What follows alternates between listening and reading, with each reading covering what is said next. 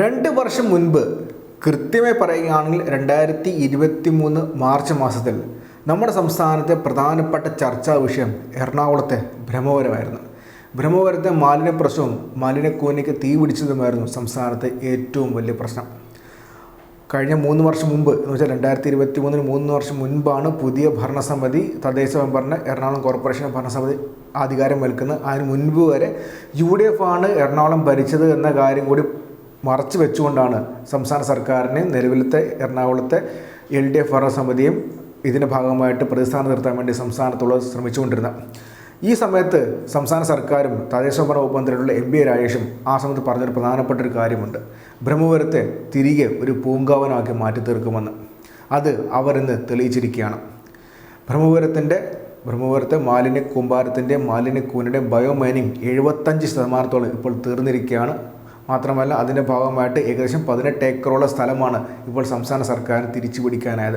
ആ സ്ഥലത്ത് കഴിഞ്ഞ ദിവസങ്ങളാണ് മന്ത്രി MB രാജേഷും എറണാകുളം മേയർ അനിൽകുമാറും കുന്നത്നാട് MLA PV ശ്രീധരനും ക്രിക്കറ്റ് കളിക്കുന്ന ദൃശ്യം പുറത്തു വന്നത്.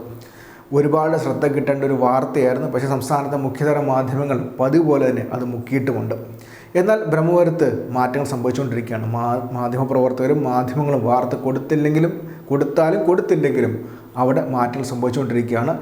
മാസങ്ങൾക്കുള്ളിൽ 100% അവിടുത്തെ മാലിന്യം പൂർണ്ണമായിട്ടും നീക്കമാവും. ഏകദേശം 75% ബയോമൈനിങ് ഇപ്പോൾ തന്നെ പൂർണ്ണമായിട്ടും മാറ്റിയിട്ടുമുണ്ട്.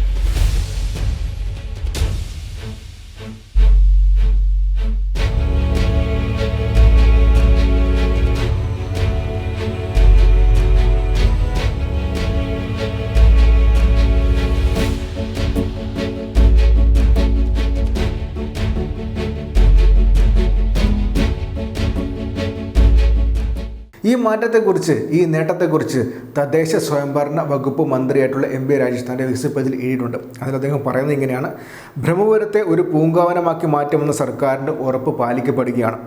ബയോമൈനിങ് ഇതിനകം 75% പൂർത്തിയായി. പ്രദേശത്ത് പതിറ്റാണ്ടുകളെ കുന്നുകൂടിയ 8,43,000 മെട്രിക് ടൺ മാലിന്യത്തിൽ 6,08,325 ടൺ മാലിന്യം നീക്കം ചെയ്തിട്ടുണ്ട്. ഇങ്ങനെ 18 ഏക്കർ ഭൂമി വീണ്ടെടുത്തു.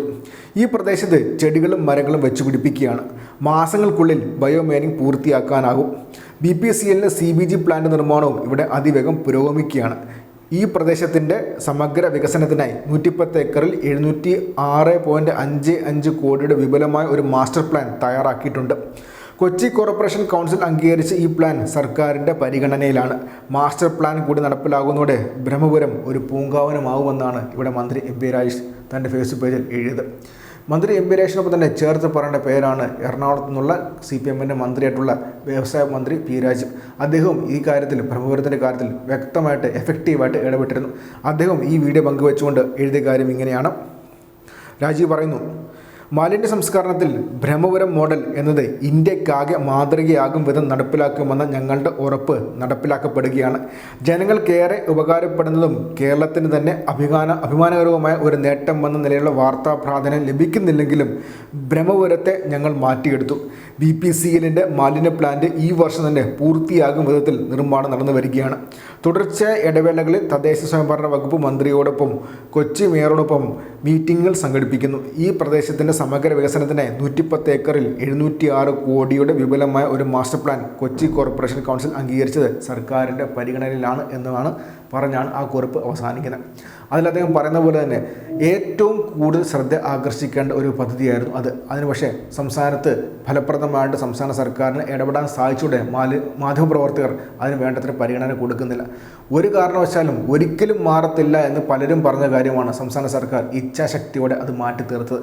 സംസ്ഥാന സർക്കാരിനും കൊച്ചി കോർപ്പറേഷനും അഭിമാനിക്കാൻ ഒരുപാട് കാര്യമുണ്ട്. അത്രമാത്രം മികച്ച രീതിയിലാണ് തദ്ദേശ സ്വയംഭരണ വകുപ്പും ഈ കാര്യത്തിൽ ഇടപെട്ടത്.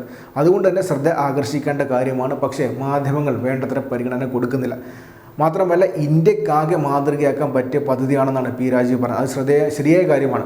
നമുക്ക് നേരെ ഇപ്പോൾ ഇലക്ഷൻ നടന്നുകൊണ്ടിരിക്കുന്ന നാളെ പ്രധാനപ്പെട്ട ഒരു ഇലക്ഷൻ നടക്കാൻ പോകുന്ന ഡൽഹിയിലേക്ക് പോയി കഴിഞ്ഞാൽ ഡൽഹിയിൽ ഗാസിയാബാദിൽ വലിയ ഒരു ഇതുപോലത്തെ മാലിന്യ കൂമ്പാരമുണ്ട്. വർഷങ്ങളായിട്ട് ഇപ്പോൾ ഭരിച്ചുകൊണ്ടിരിക്കുന്ന ആം ആദ്മി പാർട്ടി, ഇപ്പോൾ കേന്ദ്രം ഭരിച്ചുകൊണ്ടിരിക്കുന്ന BJPയും ഞങ്ങളത് മാറ്റിത്തരാമെന്ന് പറഞ്ഞാണ് അധികാരത്തിൽ വന്നുകൊണ്ടിരിക്കുന്നത്. പക്ഷേ ഒരിക്കൽ പോലും മാറ്റം ഉണ്ടായിട്ടില്ല. പക്ഷെ നമ്മുടെ കൊച്ചു കേരളത്തിൽ ഇന്ത്യക്കാകെ മാതൃക ആകുന്ന രീതിയിൽ ആ മാലിന്യ കൂന ബയോ മൈനിങ്ങിലൂടെ പൂർണ്ണമായിട്ടും മാറ്റിയിരിക്കുകയാണ്. മാത്രമല്ല പുതിയ മാലിന്യ സംസ്കരണ രീതികളുമായിട്ട് മുന്നോട്ട് പോയിക്കൊണ്ടിരിക്കുകയാണ്. ഇനി ഒരിക്കലും ഇതുപോലത്തെ ഒരു കൂന ഉണ്ടാവാൻ പാടില്ല എന്ന് സംസ്ഥാന സർക്കാർ നിശ്ചയമുള്ള പോലെയാണ് കാര്യം മുന്നോട്ട് പോകുന്നത്. മാത്രമല്ല ഇതുപോലെ മാലിന്യ കൂനകൾ കേരളത്തിൽ എവിടെയൊക്കെ ഉണ്ടോ അവിടെയെല്ലാം ബയോ മൈനിങ്ങിലൂടെ വ്യക്തമായ മാറ്റം കൊണ്ടുവരാൻ വേണ്ടി തദ്ദേശ സ്വയംഭരണ വകുപ്പ് ശക്തമായിട്ട് ശ്രമിക്കുന്നുമുണ്ട്. അത്രമാത്രം എഫക്റ്റീവായിട്ട് കാര്യങ്ങൾ മുന്നോട്ട് പോയിക്കൊണ്ടിരിക്കുകയാണ്. അതിൻ്റെ ഏറ്റവും പുതിയ തെളിവാണ് ഇപ്പോൾ ബ്രഹ്മപുരത്ത് ഈ പുതിയ മാറ്റം.